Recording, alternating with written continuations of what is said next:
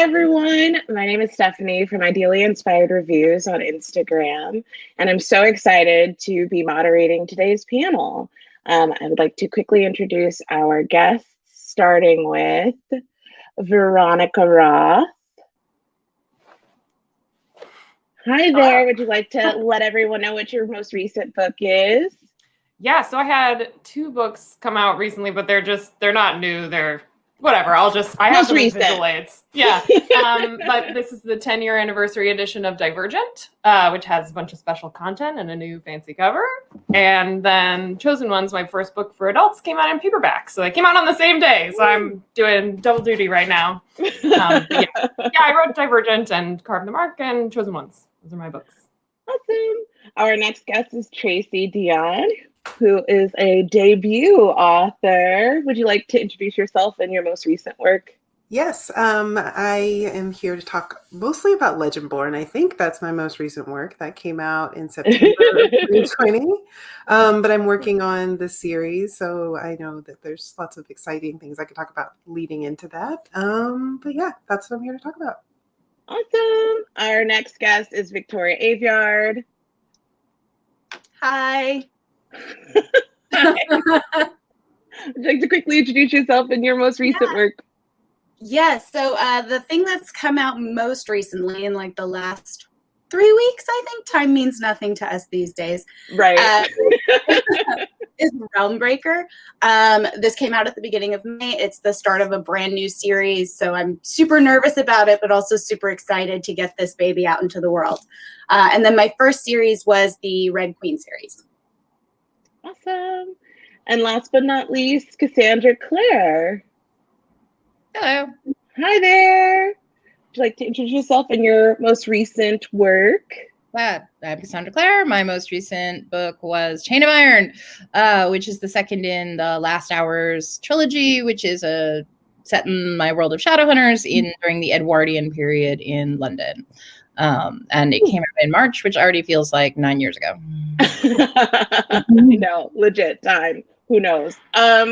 So quickly jumping in, I wanted to talk a little bit about your creative processes, who knows? But the first question that I had was, which part of your writing pregame process did you personally find was hardest at first when you first started writing? And maybe you've gotten into the flow of things. Tracy, how about you? We'll start with you.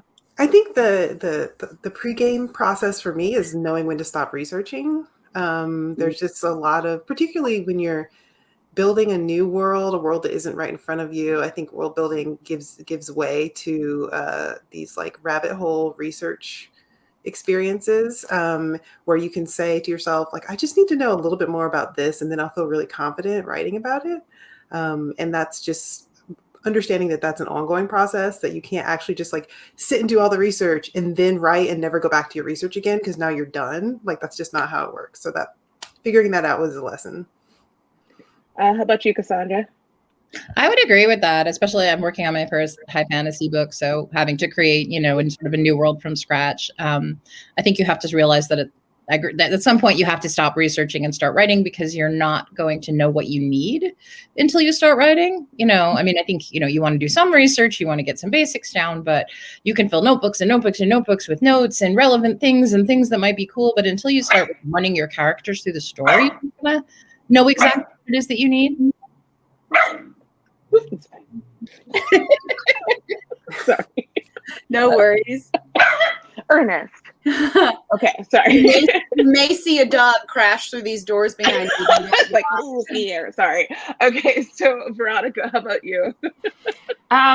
Well, I am like too eager to leave research. I do a lot of it, but I have to like really make myself be like, okay, you need to answer all these questions before you can start. So for me, the hardest part is probably first drafting. It's just any writing endeavor that I do. I hate first drafts. I'm a super perfectionist. I love revision, love it, and hate having to just let it be imperfect. I'm just like terrible at that part. So I love brainstorming and outlining, and I love revision, but I hate this in the middle stuff, which is where you get, your actual book on the page. Oh, That's really hard for me. Yeah. It was hard in the beginning. It's hard now. It hasn't changed. What about you, Victoria? Well, I'm the complete opposite of you, Veronica. The drafting phase is probably the most painful, but I love it. Editing is where I feel like it's easier, but I hate doing it. And I know it needs to be done. But as for the pregame, the difficult thing for me is to stop world building because I'm coming from mostly fantasy books. So I think to myself, well, this is not useful to the reader. You have to find those boundaries of what you need to know to metabolize the world and be able to write it without having everything set down, but also what is just not necessary anymore. I can figure out like the trade routes of salt for my world, but that doesn't mean anything to anybody. I mean, it could. I mean, we as readers, we love reading into like the little things that the authors don't really intend for us to pay attention to, but neither here nor there. So speaking of research and early plotting and things, what would you say is your main must-have resource or tool that you use when drawing inspiration or plotting everything? Like, do you have a Pinterest board? Do you have like a whiteboard that you like collect your thoughts? Like, what exactly is your main go-to? We'll start in the reverse. Victoria, do you want to go first? I definitely have Pinterest boards that are private and I will probably never unlock because no one needs to see that. I also, especially for Realmbreaker, I really needed the map nailed down before I really got into drafting. So the map, so I guess like Photoshop is what I use to do my basic maps. And a really good playlist. That's also very helpful to me. Okay. Veronica? Yeah, we could just jump in maybe when, right? If we know the order. Yeah, please. I don't want to force you to call on us the whole time. Sorry. I'm in teacher dwelling on this. My most valuable resource is probably JSTOR. I just have a free account. You can get like 99 articles a month with a free account. Hey. But I think this is a source of confusion for sort of like newer writers who are trying to research, is that there's usually a real world corollary that you can look into, no matter what you're trying to do about your world. Like, and looking at like what people have written on the subject in a variety of disciplines is really helpful. And so I rely on it quite heavily, depending on what I'm doing. I don't build fantasy worlds the way everyone else does here. Usually I write sci-fi. So for me, a lot of it is like science and tech stuff. But JSTOR. I also have a private Pinterest boards and playlists and stuff, but those are more for when I'm drafting and not when I'm world building. Books. Books, you say? I know. It's crazy. Stone Age. Right now, my computer is balanced on the worldwide history of dress, the Jews in Venice, a book called City of Fortune, also about the history of Venice. And I get a lot of books when I'm researching, and I, just sort of enjoy reading them because I feel like you don't always know the thing you're looking for until you run across it, or you're going to find, some kind of interesting detail that's going to spark something else. But in terms of organization, I'm super not the most organized writer I know at all, but I do have a whiteboard and I use Scrivener, which really helps me a lot. Scrivener's sort of for people who are, I think, like to see basically you can lay out your novel in it. It's designed for writers, for people who are writing novels, or, and so you're able to separate things by chapters and create, you're going to be able to put your research into it and create outlines. And so I think for me, Scrivener is really helpful. My answer is going to be so nerdy. So I love a good spreadsheet. Yes. And I think that probably you can tell when you read Legendborn, you're like, oh, this person had a spreadsheet because it has that level of detail about magic systems and powers. And, there's multiple uses of a singular magical resource. So I had to sort of say these people use it this way. People who are descended from the Knights of the Round Table use it this way. And I had to sort of map out my characters. So I have a sheet that even has just characters, ages, reminder to me of their origin of their power, who brought them into the secret society. This is a Legendborn example. So I have all that mapped out. And then I think I even have a timeline in a spreadsheet that I did going from the 1700s to now, I hope you share these sometime. I know. Yeah, I really love a good spreadsheet. I don't know. And then, but beyond that, whiteboards. But I have like 3 whiteboards. I have one that's in my office, one that's in my kitchen, because sometimes I'm cooking and I'm like, this is a thought or whatever. I should write that down. And then there's one that used to float around the house with me, and I could just put it on the ground and like draw a little bit. So a little bit of both, but I'm the accountant of science fiction and fantasy writing. Nice. Put it in the special edition. I should. True. Yeah. I really should. It's super useful. I mean, I've thought about sharing it with my editor and being like, you should see this too. Well, okay, so I feel like I will know Tracy's answer to this, but in your opinion, which do you find it easier to plan for? How your book series or book will begin, or how the series or book will end? Which is the hardest and which one is the easiest for you? The end is the easiest for me. I don't always, like with Legendborn, I wrote, I think the last chapter, I don't know, really early on, like within a few months of starting the book, I wrote the last chapter, and then I used it as sort of like a lighthouse and worked backwards. But that ending, it changed in sort of like mechanics and who was there and a few of the events maybe, but really it was more about the vibe. Like I wanted to know and have it written down what Bree, my main character, was feeling and the note that I wanted her to leave on. And then I worked backwards. So I think that's really important. And that's happening now with the second book as well. It's happening now when I think about, the end of the series. I just know how I want it to feel. But then you have to figure out how to earn that. And that's like the trick of the rest of the book. For me, it's definitely the endings are easier. I usually start 3 chapters into the book. So I skip the first 3 chapters and just start 3 chapters in, because I'm like, okay, I'm in the medias race. I'm like, stuff is happening. I have a basic, idea of what already happened, but it helps me like sort of get jump started and like get into it. And it drives like my critique partners insane, because they're like, there's the first 3 chapters of this book. They're used to it by now, because I find that the first chapters are the ones also that change the most. So as I go forward, I make notes about how I'm going to change the beginning. And then by the time I go back to address the beginning, I know everything about the characters and I know the ending, and I can see it in the foreshadowing and, the things about their characters that I think are important. So it took me a little while to figure that out, but we all have our weird process things. It's almost like you've written like 20 books and know what you're doing. 20. I'm just sitting here thinking about. I don't know. Holly would not let me do that when we were writing Magisterium together. She was like, we will be writing the first couple of chapters, or I will cut your head off. Oh my gosh, the agony of rewriting a first chapter. No, that's what I was trying to avoid. I keep telling her. This is brilliant. This is what I'm gonna do. Like that. Like this makes total sense. Somebody likes my crazy plan. I can't live like you guys. I have to write completely chronologically. So like technically the beginning is the easiest because it's the first thing and I have to fight to get to the end. But I always know my beginning and my ending. I know my act 1 and I know my act 3. It's act 2, the most of the book, where I struggle and flounder. But I think that's where you find the story as well, where it's not terribly beaten out. I do beginnings much more easily than endings. It's not to say I don't plan the ending. Obviously, I do. I write an outline for every book. But I think because I'm a little bit more of like a concept-driven writer, like we often get that question. It's like plot or character first. And I'm like, neither.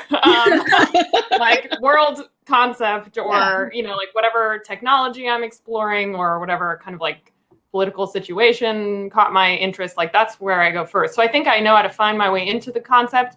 Then I don't always know like how what's the bigger question and how is that kind of resolve, and what are like the greater concerns that are going to be explored through the course of the plot. Like those are a little harder for me to come up with because I'm always like, ooh, cool idea. Now what? Well, okay, so I know that this is also a commonly asked question for authors, but of course I want to ask it. What would be one bit of advice that you would offer to a new or a newbie just starting out writing who is thinking about writing science fiction or writing fantasy, what is one thing that you're like, don't make this mistake, or this is a great idea? What would you suggest? I usually give the advice that one of my professors gave me, which is you can get an audience to believe one unbelievable thing. And it's not always true. You, to the best of your ability, you're trying to make them believe things, and you should always make it make sense with that one big thing. But it is just really important to remember that your audience only has so much suspension of disbelief, and you're sort of like feeding them rope. And once that rope breaks, it's really hard to get it back. So you have to be very aware of how far you can push your audience. Yeah, I think, go ahead. Sorry. Okay, I guess I would say that makes me think of other advice that's been given to me, which is that, however, fantastical your world is, your characters must remain relatable and human. That no one will believe that people will believe in any amount of fantastical world building if they believe that the characters are real people with real concerns, real flaws, and real human, aspects to them. And they will believe nothing, even however well you've researched it, if the characters don't seem like real people. So don't think that because you're writing fantastical, stories, that means that your people don't have to be people. They even more so have to be people. I think kind of married to all of these concerns is no acts of God. So don't break your own rules, basically, like especially not midway through the plot. Don't introduce something new that people haven't been exposed to before. Don't just like have something convenient happen that like makes things move forward. Like you set up your rules and then you follow them and you use them to facilitate your plot. So you can't, because then the reader feels betrayed and like they can be jerked around. And they're just, that nothing will make me disengage from a story faster than feeling like, okay, well, literally anything could happen at any time. So what am I doing here? Or you could be Tolkien and just send in the eagles every time it gets a little too hard. Tolkien, the eagles. I feel like, I think my advice, I'm speaking sort of specifically to all the folks who have interacted with me who've been like, I'm worried about writing something really tropey. And I feel like what I want to say is don't worry about writing something. Yeah, don't let that stop you. For some reason, like, oh, that's a trope has become some sort of like gotcha. Like, oh, this person used a trope, gotcha. And it's like, no, tropes are storytelling mechanisms. They sort of are a part of how you make a story. That's like saying, oh, somebody used the letter V, gotcha. And it's like, no. The alphabet needs the letter V, like this isn't a mistake or a misstep. So I think I would let people sort of like free themselves, particularly marginalized authors, like free yourself. Don't feel as though a trope is unreachable to you or that you're not going to bring anything interesting or new to it. And if you have a critique partner who's working with you and knows the spirit of your story, then they can help you navigate a trope in such a way that makes it true to your story as opposed to something you've seen elsewhere. That's a valid concern. But the trope itself is not something you should toss out if it's something you really love. I would just like to add evidence. This is it's a book based on a trope. So you're totally right. And, making it and feel fresh and new is like the thing. It's not avoiding the trope. Love tropes. Right. Love them. Right. Love tropes. They exist for a reason. They work for a reason. They're story pieces, and you're like, it's sort of like being like, he painted that painting with brushes. Yeah. How dare Philistine. Right, exactly. I'm like, these are tools. They're tools. Yes. Well, yeah, and especially for someone who started off as a blogger, went into Bookstagram, every single time, everyone, when they ask for reading recommendations, they're asking by trope. They're not even asking like, I just want fantasy, or I just want romance, or I just want this. Like, they're asking for like specific tropes. Right. They want enemies to lovers. Give it to me. Exactly. Or a love triangle or enemies to lovers. And all of those are tropes. Exactly. Yeah. No, I feel that. And that's all of it's really great advice, but especially Tracy's. I love that. Okay, so let's talk a little bit about a day in the life. So I'm going to set the scene. You're getting ready to start your new writing project. what does your routine or day look like? Like, how do you, like, you know, are we doing yoga? Are we not doing yoga? Are we watching true crime? What are we rolling with on your first day of your new project? Oh God, first day? First day. Yeah, your first time, like right before you dive right in, like right as before you sit down. I usually like an idea is cooking for a long time, so it's hard to figure out what the first day is. It's like, was it 3 years ago or you mean like first day? But for the first day that I put something on a page, I'm usually trying to explain it to someone else. Even if I don't end up like actually giving it to someone else, I will write like, here's a summary of my idea to my agent or a friend. And if I can communicate it to them clearly, then I know that it's like, it's working, something's working. Or it usually brings up a bunch of things I don't know, like questions I haven't answered. And so I'm starting, I just write a bunch of paragraphs where I'm like, here's the basic, like, here's why I want to write it. And here's what it is. And then it grows into like a world building document or an outline usually. Yeah, I would say, and I'm setting first day in my brain is like first day drafting. Like the pitch has happened, they know what I'm doing, and I'm sitting down and it says, in my case, chapter 1 or prologue. I definitely try to be at the desk by 10 a.m. and I try to get like the dog walked, some sort of exercise, myself fed, and I have like a very nice cup of coffee in front of me, like a really sweet, not really coffee in front of me, with my playlist done, with my map on the other screen. And then from there, it's just sort of, you have your rats that you've made and you have the maze that you've made. And now it's letting the rats go into the maze. Rats. You heard it here first, folks. Aveyard's characters are rats. Whatever you're reading her some book. of them are cute rats. I like rats. Some of them are rats with swords. That's Yes, okay. rats. They're Reaper cheap. What do you want? That's the trope, rat with swords. Rats with swords. I mean, I think 10 o'clock is like my time frame too. Like that, something about that feels right. It's not super, super early. It allows me to get some other things done.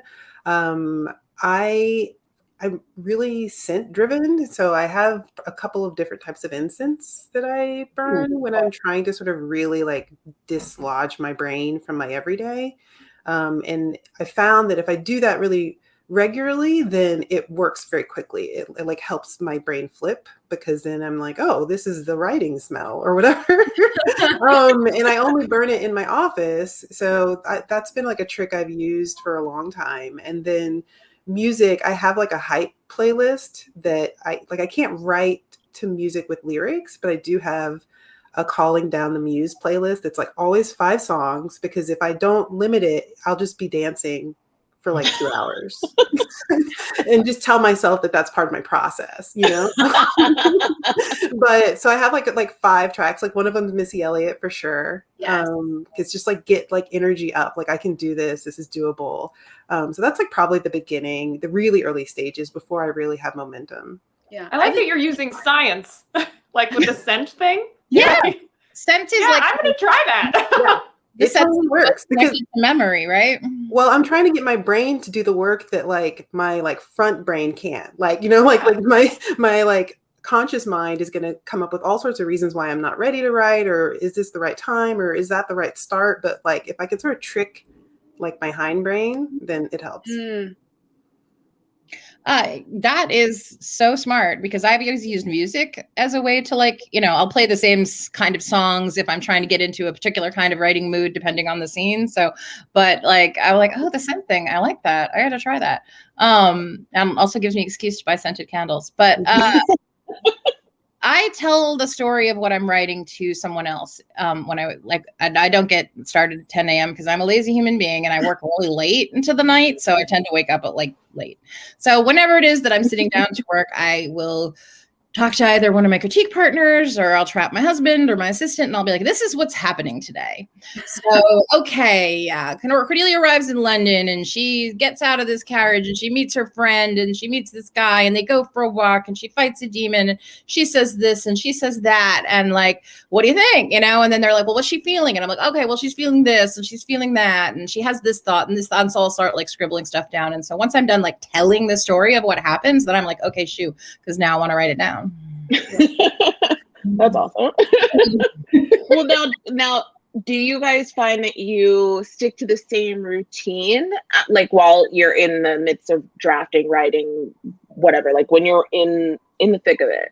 Do you find that you stick with your daily routines, or do you sometimes burn the midnight oil, go a little bit later, longer than you normally do? How does that look like for you? Oh yeah, I am so structured and scheduled. I'm like very much a 10 to 5 Monday to Friday worker. I cannot work at night. It's so bad. I cannot work the way like Holly, my friend Holly works. She works basically like midnight to 6 a.m., which I find to be demented.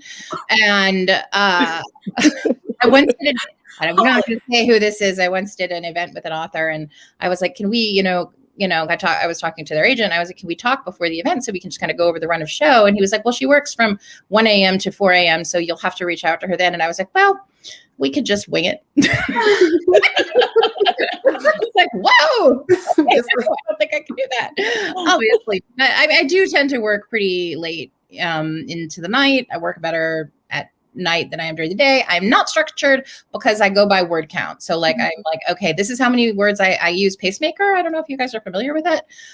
Yeah, Pacemaker is great. So it basically allows you to schedule out the amount of time you have to write a book, when you want to do the max, the majority of your work. Do you want to do like, do you want to go like, up and down? Do you want to go like evenly same amount of words every day? Do you want to skip weekends? Do you want to do weekends? Are there times when you want to work more, times when you want to work less? So it's great. And it basically just tells you, you have to do this many, if this is your goal, you have to do this many words a day. So I'm pretty much like, okay, I have to do 2,000 words. And when I'm done, I'm done. Unless if I feel like going on, I will, but otherwise I can kind of knock it off. So it really just depends on when I get done. Oh yeah, the Scrivener one, that's what I use. That's very helpful. Yeah, they have also a scheduling thing. Yeah. Man, I can't use word count because then I'll just tread water for 1,000 words and then I'm like, great, you're done. I didn't make any progress at all. I have to use scenes only. But I have no structure. My approach is chaos. I wake up at roughly the same time every day, but I don't get started at the same time. I'm definitely a night evening person more than a morning person, but it's just like depends where I am in the book and what kind of day I have planned, what kind of scene it is. Sometimes it takes me all day. Sometimes it takes me an hour. Like it's completely, I mean, my my life would make you so stressed out, Victoria. Yeah. I think I've discovered the last year or so, I work in about 3-hour chunks. Those chunks might start different times of the day, but I've just noticed that it's helpful if I remind myself that it's okay to step away at that time. And usually if I do that, I come back, I can go another 3 hours. Because I think I used to have this mindset of just do it all straight through. And that's not really how books work. You can't just, it's not like a faucet that you just turn on and run for 8 hours. Like it just doesn't happen like that for me.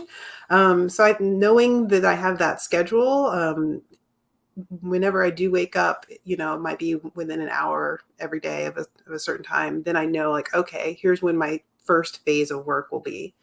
Towards the beginning of the process, I'm probably doing something like 2 of those. And then later on, 3 weeks out from a deadline, I'm probably doing more like 3. But I have just discovered recently that if I actually go to bed at a reasonable time, like before 1 o'clock is reasonable to me, I'm more productive the next day. I didn't realize that because I'm a night owl by spirit, but I guess, I don't know, I'm getting older or something. Concept. Going to bed for hours. If you get a normal amount of sleep, if you get 7 hours, you can work well. This is wild. So if I drink enough water. Yeah. Well, and I wish that I would have talked to Tracy before I wrote this question, because now I'll amend it now. The question was, what is your favorite beverage whilst writing. But now I also want to know, Tracy, what is your scent that you dedicate to your writing space? Yes. So it's this brand called, I believe it's called Triloca, and they have an amber. So it's just amber. And that's great. And then my backup is like really classic Nag Champa. Like you just kind of can't go wrong with that. But amber is my ideal.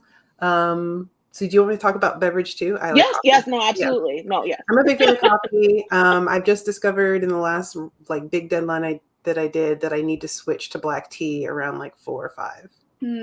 So I do have like a process where I start out like strong and then I'm like, okay, I still want the caffeine, but I gotta like calm down. And it makes me feel very sophisticated to be like, I'm drinking my tea now. This is my tea phase. So that helps. It's very writerly, the tea time. Right, exactly. Yeah, I'm all about a vanilla latte, and then I try to keep like a carafe of water on my desk, so I'm just like absent-mindedly drinking more water because it's like good for you or something. But I have a soda stream, so I feel exactly. Bubble tea. Yeah, I love it, and I usually drink like green bubble tea with like a fruit flavoring or something like that. I'm not a coffee person. I tried to be a coffee person. It gave me headaches and vertigo, so I quit it. But like I, did miss like the caffeine, so I switched over to tea. I usually bubble tea or iced tea or something like that. I can have exactly one caffeinated beverage a day, and it has to be before like noon. Otherwise, it will affect my sleep. I am like super caffeine sensitive. Everyone in the family's like that. I can't even have coffee or chocolate afternoon. Yeah. So I drink water. Like I'm like bread and water is my writing. You're like a Victorian child. Really? Just a bowl of porridge. Rule. I'm not mad. I'm not mad about it. Okay, so I'll wrap it up with our upcoming awesomeness is what I like to call it. So I'm going to have you describe your most recent release in 10 words or less, and then describe your upcoming or next project in 5 words or less. Ready? I can go. Okay. Guardians of the Galaxy meets Lord of the Rings. I think that's under 10. And then the other one is the next one. I should have specified. But that's fine. That works. Okay, so I guess my most recent one, Downton Abbey meets supernatural demon fighters in Edwardian England. And then the next one is high fantasy city, Silk Road trading, crime families, hot assassins, politics. Yeah. Is it all hyphenated? It's like one. Yeah, hot assassins. One word. Yeah. But like all the images that I just got, they're good. They're good. Yeah. That's good. Hot assassin, hot poisoners. I should be more specific. Hot poisoners. Ooh. Nice. I can go. Chosen Ones is they saved the world. Now what? Hey, that was so brief. And then the next one is it's futuristic. That's all I can say. Okay, so this is I think I might cheat. No, I'm gonna try not to. All right. Southern Black Girl Magic meets King Arthur. Revenge Katara. And then what I'm working on next, Consequences. Ooh. I also wanted to mention Ari Tracy that you should, if you haven't read Tracy's essay on tour about King Arthur and fan fiction and stuff, you should.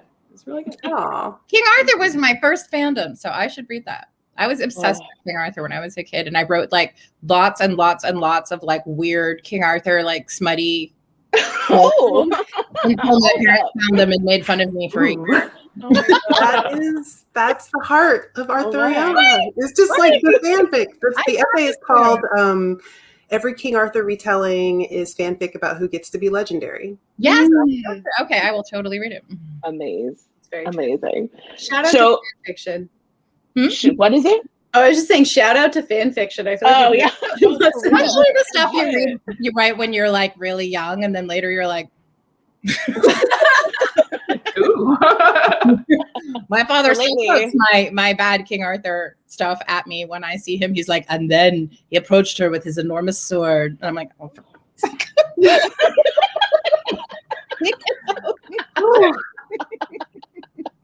I love it. Okay, so speaking of, what's one non-fantasy, non-sci-fi genre that you think you would enjoy writing? Like if you could just sit down and no deadlines, no upcoming projects, and you could just dive into something new or different, what would that be? Mystery. Ooh. mystery. Ooh. I'm not smart enough to write a mystery, I think.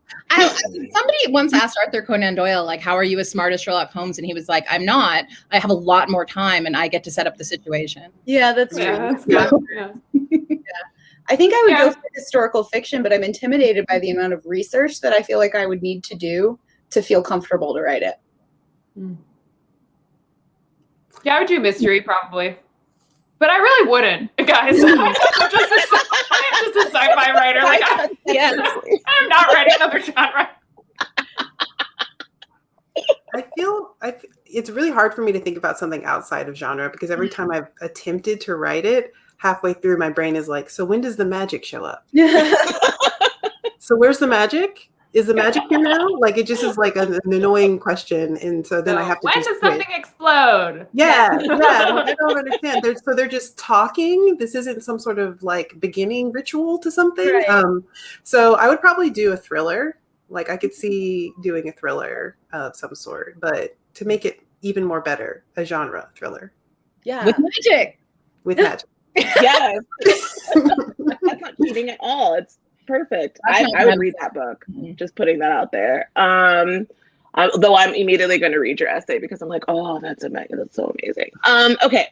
So the last question that I had was about your covers because I feel like all of you have such amazing dynamic covers. Like, do you get just as excited as we, the readers, the consumers do about like your covers being revealed or what your cover for your next project is going to look like?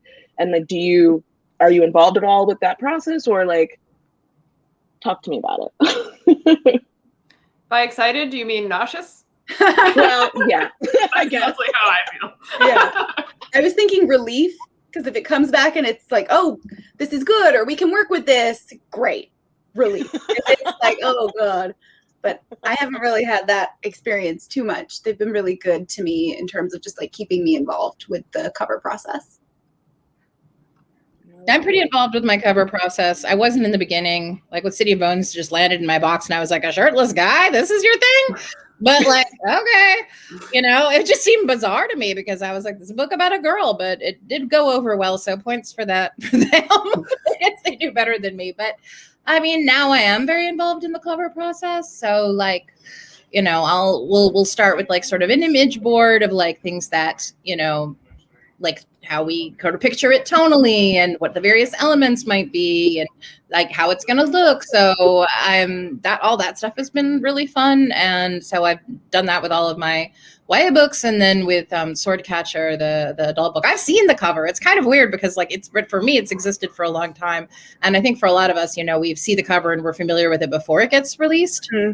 So, but yeah, I mean, you always have that feeling of like, is this something I can work with? I think is the biggest question because, if you get the cover and you can't see any way of fixing it or making it better, then you have to have the conversation about we need to do a whole new cover. And that's always very stressful. So I think we are nervous about it in a different way because, we're not just excited to see the cover. We're also really nervous about how it's going to.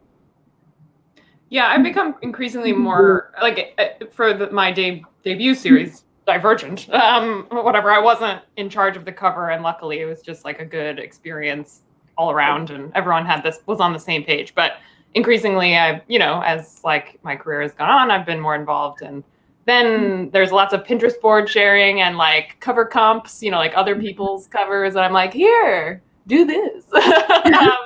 Or sometimes I'll use like movie posters if I don't want to go with covers. Yeah. Look at these movie posters. They're so dynamic. Look at this, like sort of how they're doing this tonally and stuff like that. Yeah, we totally cribbed from the White Queen on Stars. There's like a photo of her holding a sword with blood, and I literally photoshopped that and did it sideways on the cover of Realmbreaker. Very smart. I think I'm involved now, early, but at the beginning for my debut, I wasn't sure how much I would be involved because there's lots of talk as a debut of like how much, you're going to be, or how much is really going to be, a conversation that you have, or you're just going to get a cover in your inbox. I didn't think that was going to happen, but I do remember sending like a 5 bullet point wish list very early before anyone ever asked me about a cover. Because I said to myself, well, I should send it early. And if they have it in their inbox, they might look at it rather than, ignore it. So then when I got my first cover back for Legendborn, they had really just worked off of the list, which I was really pleased with and surprised by. Yeah, the best advice my agent gave me from the first Red Queen book, and she said, email them what you like, give them like that bulletproof list, but also email them what you don't like and be specific about covers you don't like. And that was very helpful, I think. Mm-hmm. Yeah, I always do that too. Mm-hmm. Yeah. Like, not this, please. Nothing that looks like that. Yeah. Awesome. Well, thank you so much for joining me with this panel. I mean, I'm so glad that I was a part of it because I've learned so much and Thank you for moderating like a list us. of things. Oh yeah, no problem. I'm happy to be here. So thank you so much. So what is your next, when's your next release for each of you? Or can you say, has it been announced? Next year. Next year. Okay. Next year.